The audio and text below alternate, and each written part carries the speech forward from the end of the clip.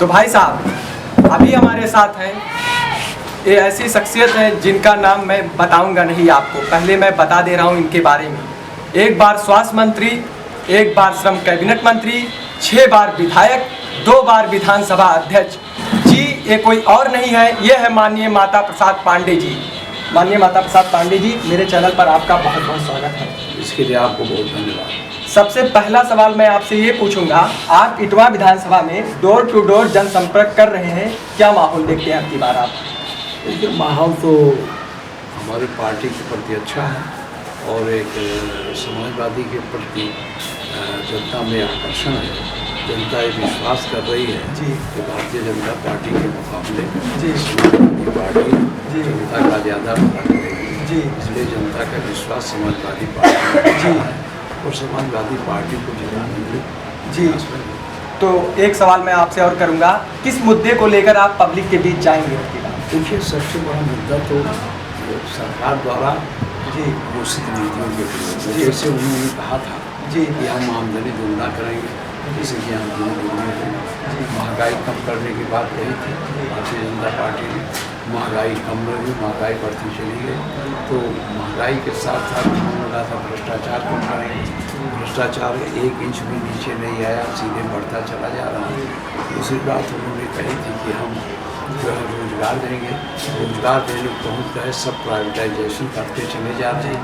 जब सब प्राइवेट सारे निजीकरण कर देंगे सारी संस्थाओं का, तो उसमें जो रोजी मिलने वाली है सामान्य लोगों को वो नहीं मिल पाएगी, क्योंकि निजीकरण वाले कम से कम आदमी को पकड़ के अपने काम चलाएंगे। तो इन्होंने रोजी का भी रास्ता बंद कर दिया, रोजगार का रास्ता बंद कर दिया, आमदनी दुगनी किए नहीं, भ्रष्टाचार बढ़ता चला गया, महंगाई बढ़ती चली जा रही है, कोई रोक नहीं है। अभी आशा है चुनाव के तुरंत बाद फिर महंगाई बढ़ेगी, क्योंकि तेल का दाम क्रूड ऑयल या कच्चा तेल का दाम अब बढ़ता चला जा रहा है। तो स्वाभाविक है तेल का दाम बढ़ाएंगे, जैसे तेल का दाम बढ़ा वैसे महंगाई। मैंने सुना है कि विरोधी पार्टियां आप पर एलिगेशन लगा रही हैं, आपको बदनाम करने की कोशिश की जा रही है, उस पर आप क्या कहेंगे? देखिए, ये विरोधी पार्टियों पे है, जब चारों तरफ से निराश हो जाते हैं तो लोग बदनाम करते हैं, वायरल करते हैं, आरोप लगाते हैं, तमाम प्रकार के आरोप। आज का नहीं है, मैं इसको बहुत झेला।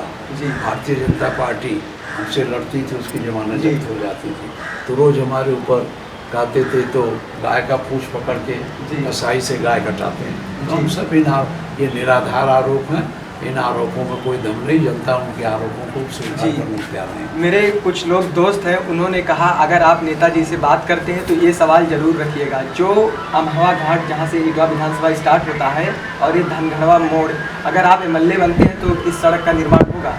अरे कोई सड़क जो कहोगे उसका निर्माण करा देंगे। नहीं इतना क्या, इतनी सड़कें बनवाई मैंने अपने विधानसभा में, कोई गाँव है बचा जो सड़क से न जुड़ा हो, बताओ ईमानदारी से।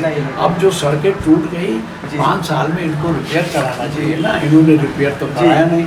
केवल अब हम आरोप क्या लगाएं, जो रिपेयर जितनी सड़कें हमने बना दी, ये 10 साल में उसका रिपेयर भी नहीं करा सकते, इतनी सड़कें हमने बना दी। एक सवाल और आपसे, इटवा शून्य से शिखर की ओर, इस पे आप क्या कहना चाहेंगे? अब देखिए, जो ये इटवा से शून्य के शिखर कहते हैं वो तो इटवा को शून्य से शिखर पर तो ले नहीं गए, वो अलबत्ता स्वयं शून्य से शिखर पर पहुँच गए। अब शिखर पर उन्होंने क्या किया? हमने तहसील बनाई, हमने अस्पताल बनाया, हमने डिग्री कॉलेज बनाया, हमने सड़कें बनाई, नदियों पर बड़े बड़े पुल बनवाए, ये ITI तमाम बनवाए, जो बिल्डिंगें बनी उस पर ये स्ट्रक्चर उसको चलवा नहीं पा रहे हैं। गवर्नमेंट इंटर कॉलेज बनवाए हमने, उस पर ये टीचर नहीं ला के उससे चला पा रहे हैं। बिजली के मैंने तमाम छोटे छोटे पावर स्टेशन 33 kV 132 kV के बनवाए, इसमें इन्होंने कुछ किया हो तो बताओ?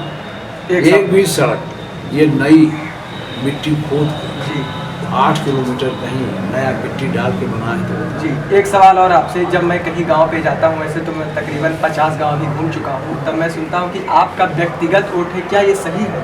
अब देखिए, हम व्यक्तिगत का है या पार्टी के क्या है, आज तक हम जब लड़ते रहे हैं और ये सही है, इस जिले में सबसे लंबे समय तक मैं विधानसभा का सदस्य रहा हूँ। अब हमें जनता का आशीर्वाद प्राप्त होता रहा है और मैं अपनी सारी ज़िंदगी इतना पढ़ लिख के मैं यूनिवर्सिटी से आया था, जी। और पैजामा फटा पहन के मैं गाँव बाढ़ में कमर तक पानी में उसके गाँव जाता था, उनके दुख दर्द में उनके साथ रहता था। जहाँ जनता पर अन्याय होता था उसके खिलाफ में संघर्ष करता था, चाहे पुलिस की जाति हो चाहे प्रशासन की जाति हो, उसके नाते जनता को मुझे इतना आशीर्वाद। अच्छा, आप इस इलेक्शन में विधानसभा 2022 में बिटवा विधानसभा से आप किस प्रत्याशी से अपने किस प्रतिद्वंदी से अपनी लड़ाई करते हैं? ये चुनाव है जी। इसमें किससे माना जाए? देखिए चुनाव जो होता है वो संभावनाओं पर होता है कि भाई हमारी संभावना है जीतेगी।